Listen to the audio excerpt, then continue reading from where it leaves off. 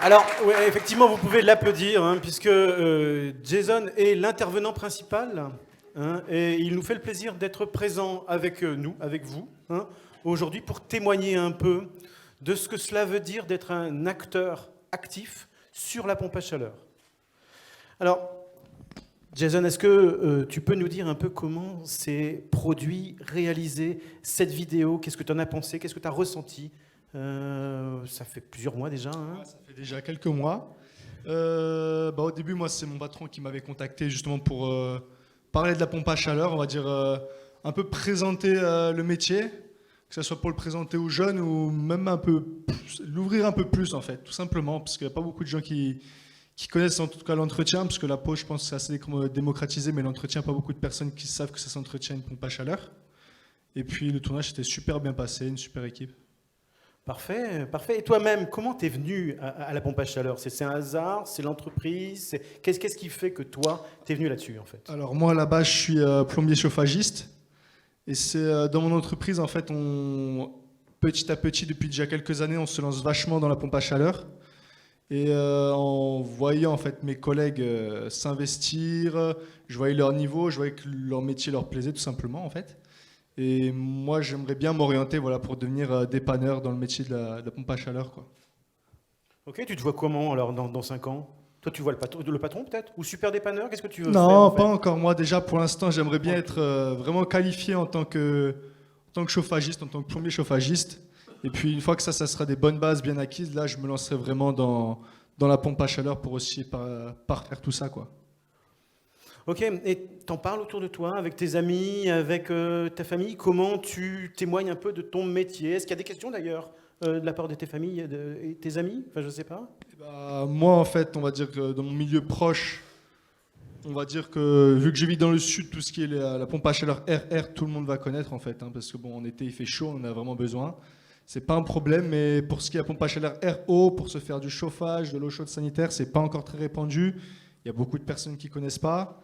Moi, honnêtement, quand par exemple je peux aller parler avec ma famille, l'idée est super hein, de la pompe à chaleur. Après, peut-être le seul petit bémol, ça va être peut-être le coût. Voilà, pour une pompe à chaleur RO, c'est sûr que c'est un peu plus cher qu'une chaudière classique, quoi.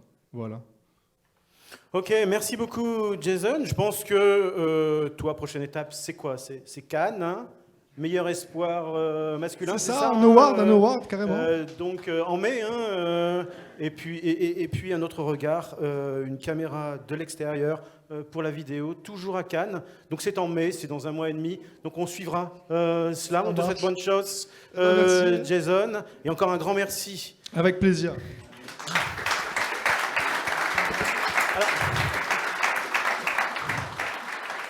Alors je vais revenir un peu parce qu'on a attaqué bille en tête sur une vidéo, mais moi je suis le pilote du GT Attractivité Métier et ce GT il a été créé suite à la dernière, donc ce qui s'appelait la J5 PAC, une semaine avant le confinement, le 10 mars 2020, où plusieurs en fait questionnements se sont exprimés dans la salle. Tout le monde était assez enthousiaste sur l'envolée des marchés, la bonne tenue, etc. Et puis quelqu'un a levé la main et dit est-ce que vous aurez assez de bras pour poser tout ça, pour l'entretenir, y compris chez les bailleurs sociaux, du monde rural. Voilà. Est-ce que vous aurez... Et la question, en fait, en partageant, on s'est tous aperçus que non, nous n'étions pas sereins.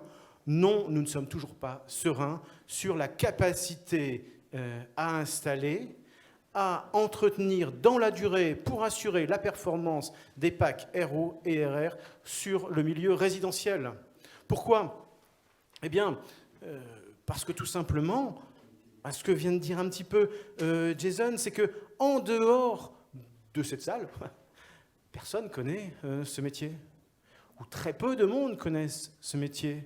Ou quand ils le connaissent mal. Mais c'est ainsi de tous les métiers techniques du bâtiment, en fait. On parle beaucoup de rénovation thermique du bâtiment. Toutes les professions, y compris ceux qu'on appelle les paquistes, souffrent d'être sous tension. Et donc, bien, on a mis en place un GT. Bon. Première chose de ce GT, ce que je dois dire, c'est la méthode. La méthode est assez simple.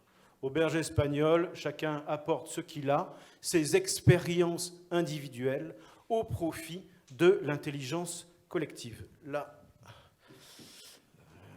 j'allais dire, je ne sais plus quel est ce jeu où on coche des cases, là, mais chez consultant, je viens de dire intelligence collective, donc j'ai droit à une case, je crois, parce qu'il y a plusieurs comme ça. Voilà, donc la première chose, c'était de dire, est-ce que vraiment on va dans le mur? Est-ce que ce qui s'est exprimé lors de la J5PAC, est-ce qu'on le voit dans les chiffres? Et quand on regarde, effectivement, les chiffres, vu les tendances du marché, vu là où on était, on a identifié, calculé qu'il nous fallait créer 20 000 emplois en 10 ans pour arriver à quoi? Pour arriver à tuer le gaz et le fioul, comme je l'ai entendu ce matin, faire les 500 000 rénovations thermiques par an, etc., etc. Quelle que soit finalement la façon dont on exprime l'objectif, non, nous n'y arriverons pas si nous ne parvenons pas à recruter 20 000 personnes. Mais 20 000 personnes, de quoi je parle? Je parle de 20 000 personnes compétentes, engagées, motivées. Si je reprends ce que je viens d'entendre par Dinacité, je recherche la personne référente et pas les 9 autres, en fait. Voilà. Et ça, il en faut 20 000. Alors, 20 000, c'est pas beaucoup. Une classe d'âge en France, c'est 800 000. En France, il y a 2 700 000 chômeurs. Est-ce que 20 000, c'est beaucoup? Non, c'est pas beaucoup. Sauf que quand on n'a pas l'ombre du premier, c'est une vraie falaise de recrutement qu'on a devant nous, une vraie falaise de recrutement. Encore une fois, il faut vraiment qu'on trouve des gens, je le répète, engagés, motivés, compétents. Voilà. Et dans ces 20 000, eh bien, on l'a un petit peu abordé, mais dans ces 20 000, il y a la moitié qui seront, en fait, 10 000, donc, de la maintenance, du SAV, pour une raison simple. Le SAV travaille sur le parc, et plus on vend, plus le parc s'accroît. Donc les chiffres, en gros, c'est 5 000 entre fabricants et négoces, 5 000 sur l'installateur et 10 000 sur le SAV. C'est une évaluation qu'on a faite en 2020. Et donc on peut déjà faire un premier retour d'expérience. Sur l'année 2021, eh bien on s'est trompé. C'est pas assez. C'est pas assez. Et c'est pas assez parce que les volumes de vente, ils vont plus vite que nos modèles. Voilà. Les modèles de l'ingénieur sont toujours un peu conservatifs. Voilà, c'est comme ça. On aurait dû demander à des commerçants qui auraient fait des business plans tout à fait incroyables. Mais c'est pour ça, en fait, qu'on est déjà en retard, en fait, parce qu'on a besoin de beaucoup de monde. Et donc, le GT, qu'est-ce qu'il a fait? Il se pose la question de qu'est-ce qu'il faut faire. La première chose, on l'a dit, c'est un métier méconnu ou mal connu. Faisons connaître le métier. Donc, d'où ces vidéos qui expriment, là, pour une cible jeune, vous avez vu le montage, le hachage, la musique, je ne sais pas ce que c'est exactement, mais peu importe, voilà, qui parle aux jeunes pour leur dire le métier de la pompe à chaleur, c'est un métier d'avenir. Alors, vous l'avez entendu, c'est bio, durable, écolo, écolo, durable et bio, voilà. Il aurait pu dire économique, etc. Voilà un petit peu les axes de communication qu'on va chercher à atteindre, à savoir, et il a dit aussi, la richesse des parcours. Là, je pense qu'on peut aller encore un peu plus loin. Richesse des parcours, ça veut dire quoi? Ça veut dire que toute la filière entre un fabricant qui va avoir des besoins d'usine, de R&D, de chef de produit, le négoce où il va y avoir des besoins de responsable de magasin, de responsable de PLV, de commercial thermicien, etc., etc.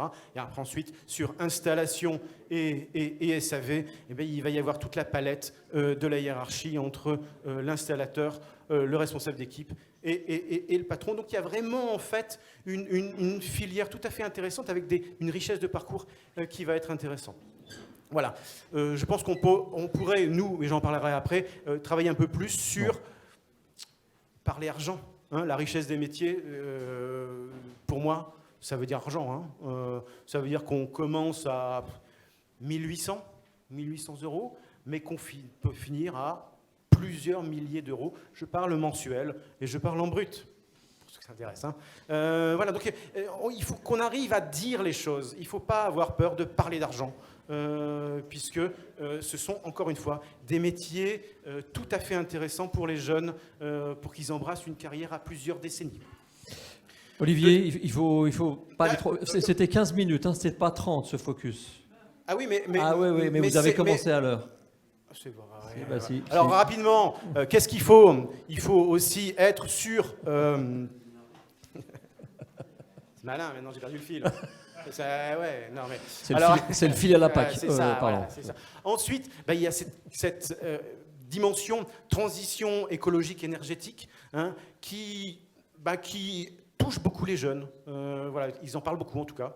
Je ne sais pas si ça les touche vraiment, mais en tout cas, ils en parlent beaucoup. Donc c'est une façon de leur parler. Et j'allais dire, c'est une façon non clivante, non sexiste ou non genrée d'en parler. Parce que ce qu'on pourrait dire aussi, c'est que s'il y a un homme à côté de moi, c'est qu'il n'y a juste que des hommes dans ce métier, sauf sur les métiers traditionnels réservés aux femmes. Le téléphone, l'administratif, quelquefois le marketing. Voilà, on est très genré. Je ne dirais pas qu'on est sexiste, mais presque. Et dernière chose, c'est la pompe à chaleur, c'est une technologie très moderne. Hein, donc ça va intéresser, c'est très communicant. On a parlé tout à l'heure d'intelligence artificielle, de sondes, on peut parler de télédiagnostic, on peut parler de pilotage à distance. Hop, là, j'ai une deuxième croix du consultant, pilotage à distance. Voilà, donc ça veut dire que le métier va changer. Hein. On pourrait tout à fait imaginer que le patron, ou même Jason lui-même dans 5 ans, il ait une sorte de cockpit avec plusieurs écrans, des outils pour comprendre ce que c'est que le métier, pour qu'eux-mêmes, ils puissent en parler. Hein.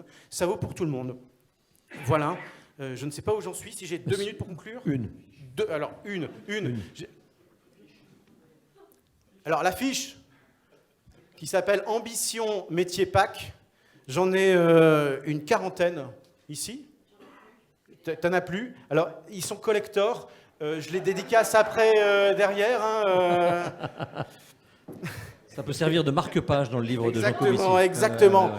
Très beau marque-page. Alors, juste sur la méthode encore de l'AFPAC, on l'a rappelé, hein, tous bénévoles à l'AFPAC, avec assez peu de moyens, mais beaucoup d'enthousiasme. Et ce qui importe, c'est que les membres de l'AFPAC reprennent en fait les travaux, les idées qu'on a poussées, et puis les mettent sur le marché eux-mêmes, qu'ils soient fabricants, qu'ils soient syndicats. Hein, je dis, hein, je ne sais pas s'ils sont dans la salle, mais il y a un certain nombre de syndicats ou d'associations professionnelles que sont le SNEFCA, le SINASAV. Hein, vous avez tous vu qu'il y a eu une table ronde où on a parlé d'Energy Makers. Semble-t-il, hein, me semble-t-il. Récemment, et donc, on attend quand même. J'ai entendu. C'est quand le truc là? Moi, j'ai entendu que c'était en ligne. Je l'ai pas encore vu. Hein, mais sur YouTube. C'est YouTube. Oui. Okay. Mais Energy Makers, c'est un site internet. Hein, c'est plus que YouTube. C'est le SNEFWA, la FFB, hein, la 3CA BTP, qui a fait la construction.fr, qui est admirable. Ce site est admirable. Je le dis. Hein, allez-y, et qui a été poussé par une campagne à la télé de certaines de ces vidéos. Je pense que la démarche est admirable et qu'elle doit être admirée et vraiment partagée, reproduite, etc., etc., etc. J'ai oublié, j'ai dit SNEFCA, oui, 4 minutes, ok. Voilà, j'ai oublié FNAS, mais non, j'ai pas oublié FNAS, ouais, j'ai pas oublié FNAS. Et en fait, je sais plus trop. J'ai le rouge aussi. Carte rouge. Donc, oui. à tous, on va continuer et ils vont continuer à produire, reprendre, remâcher et mettre sur le marché. Super. C'est Pas trop. Merci à vous. Bravo.